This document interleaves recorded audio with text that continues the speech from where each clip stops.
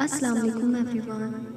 ایمان لانے والوں کا مددگار اللہ خود ہے، وہ انہیں تاریکیوں سے نکال کر نور کی طرف لے جاتا ہے۔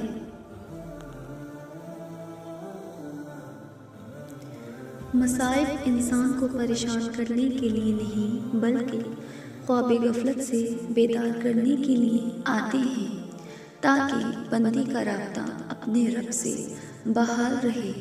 جب کوئی مشکل آئے، اعمال اور دعا میں لگ جائیں، مشکل فوراً ٹل جائے گی۔ ایک وہی تو ہے جو تم سے بیزار نہیں ہوتا، جو یہ جانتا ہے کہ تم اپنی غرض اس کو پکار رہے ہو، مگر پھر بھی وہ تمہیں سنتا ہے، بہت غور سے سنتا ہے۔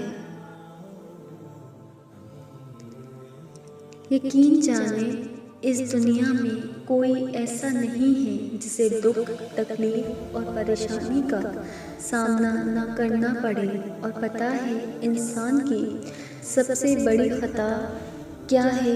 وہ اللہ سے پہلے انسان کے آگے روتا ہے۔ دنیا میں انسان کو سب سے زیادہ تکلیف وہ امیدیں دیتی ہیں جو اس نے دنیا سے لگائی ہوتی ہیں۔ اللہ پر یقین رکھیں، اللہ سے اچھا دوست کوئی نہیں۔ ایسا نہیں ہے کہ انہیں فوراً عطا کر دیا گیا، ایسا نہیں ہے کہ ان کی راہ میں رکاوٹیں نہیں آئیں۔ بے شمار آزمائشوں کے بعد اللہ انہیں ان کی منزل تک لے کر گیا۔ سفر کسی کے لیے بھی آسان نہیں تھا، مگر جس نے یقین رکھا اس کے لیے اللہ معجزوں تک پہنچنے کی راہ آسان کرتا گیا۔ جب تم اللہ کے سوا باقی چیزوں میں اپنا سکون تلاش کرنے لگتے ہو تو وہ ان ساری چیزوں کو تمہارے ہاتھ میں تھما کر تمہیں بے سکون کر دیتا ہے۔ ہر شے کی تکمیل کے بعد بھی تمہیں اپنا آپ خالی خالی سا لگتا ہے۔ پھر اذان کی آواز کانوں تک تو پہنچتی ہے مگر دل تک پہنچ نہیں پاتی، پھر نہ عبادات اس سے بے چینی کو ختم کر پاتی ہیں، نہ سجدوں سے چین پڑتا ہے۔ یقین کا دعویٰ کر لینا بہت آسان ہوتا ہے، مگر امتحان تو تب لیا جاتا ہے جب غم یقین پر بھاری ہو جاتا ہے، جب دکھ کی شدت مسلطوں کو تسلیم نہیں کر پاتی۔ پھر سب حاصل کر کے بھی تم بے بس ہو جاتے ہو، پھر ہر خوشی تمہیں اداس لگتی ہے۔ یوں اللہ تمہیں بتاتا ہے کہ میں ہوں تو سب ہے، میں نہیں تو کچھ بھی نہیں۔ سکون تو صرف اسی سے ملتا ہے۔ جانتے ہو نہ محبت کیا ہے، پھر کیوں ایسے اداس ہو؟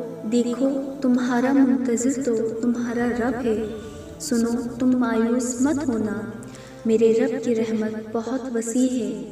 وہ تو کہتا ہے لا تقنطوا من رحمت اللہ، چلو اب آگے بڑھو، اس رب سے مانگو تو صحیح جو رب رات کے اندھیرے میں درخت پر بیٹھے پرندے کو گرنے نہیں دیتا۔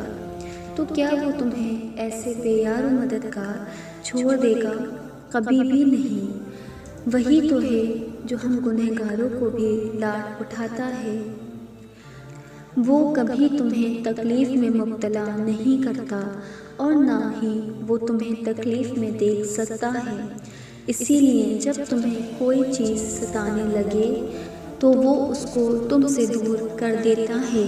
جب تم خوشی کے ذریعے اس تک پہنچ نہیں پاتے تو وہ ایسے حالات پیدا کر دیتا ہے کہ تم اس کی طرف دوڑے چلے جاتے ہو۔ تمہیں بھلے اس سے محبت نہ ہو مگر اس کو تم سے اتنی محبت ہے کہ وہ تمہیں خود سے دور جاتا ہوا نہیں دیکھ سکتا۔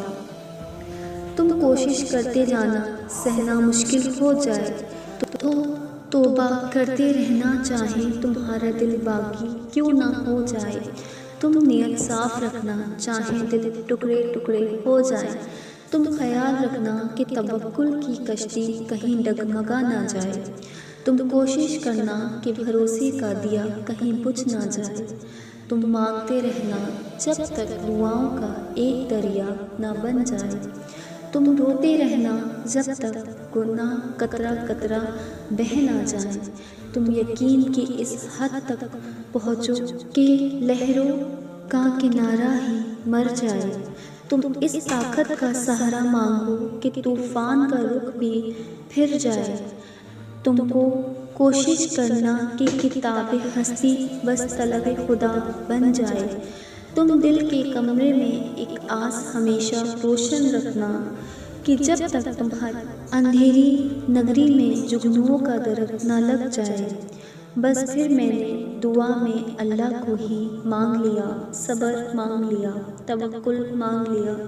اللہ کہتا ہے صبر کرو وہاں بھی جہاں صبر کرنا ناممکن ہو، اور توکل رکھو اس پہ، پھر دیکھو اللہ تمہارے لیے کیسے راستے کھولتا ہے، بے شک وہ صبر کرنے والوں کے ساتھ ہے۔ سورہ طٰہٰ کی آیت نمبر 46 کہہ رہی ہے کہ اللہ کو تمہارے غم کا احساس ہے، اللہ کو تمہاری انکہی بات کا علم ہے، اللہ تمہارے ہر ادھورے خواب سے باخبر ہے، وہ درد میں پڑے اپنے بندے کو یوں ہی نہیں چھوڑتا، وہ بس ان ٹوٹے دلوں کو سجدوں میں لگا دیتا ہے، ان روتی آنکھوں کا سکون دعاؤں میں لکھ دیتا ہے، اور جو دل سجدوں میں کن کے منتظر رہتے ہیں ان کے لیے خدا کی محبت مثالی ہوتی ہے۔ جس کا نام السلام ہے یعنی سکون دینے والا، پھر وہ کیسے تمہیں بے سکون رکھ سکتا ہے؟